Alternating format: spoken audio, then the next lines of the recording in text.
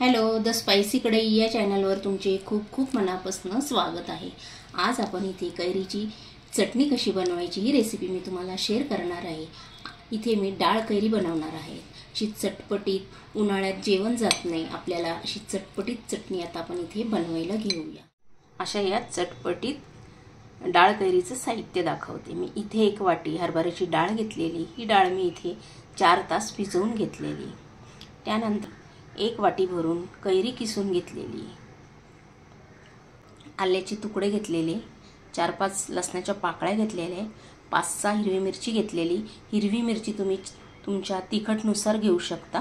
चमचा भरून जिरे घेतलेले, जिरेमुळे आपली जी डाळ कैरी बनवणार आहोत ती खूप चटपटीत लागते। आणि थोडीशी कोथिंबीर घेतलेली। असं हे सर्व साहित्य आपल्या डाळ कैरीचं।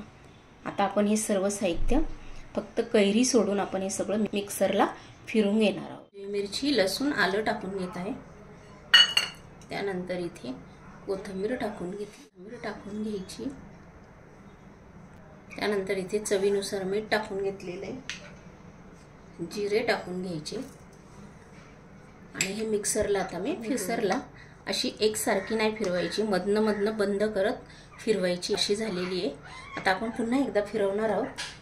त्याआधी मी इथे 1 चमचा भरून गूळ ॲड केलेला आहे। तुम्ही पण गूळ टाकून बघा, खूप टेस्टी लागतो आणि गोड आंबट तिखट अशी आपली चटणी टेस्टी होते। आता पुन्हा एकदा मी मिक्सरला फिरवून घेणार। एक सलग फिरवायचा नाही, चालू बंद करून आपल्याला फिरवायची।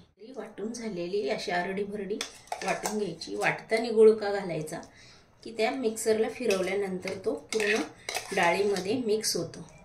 गूळ न घालणार असेल साखर पण तुम्ही इथे टाकू शकता। आता आपण जो कैरी किसून घेतलेली ती पण याच्यामध्ये टाकून घेऊया। हे छान मिक्स करून घ्यायचं आपल्याला। छान मिक्स पूर्ण झाल्यानंतर आपण आता इथे फोडणी करून घेणार आहोत।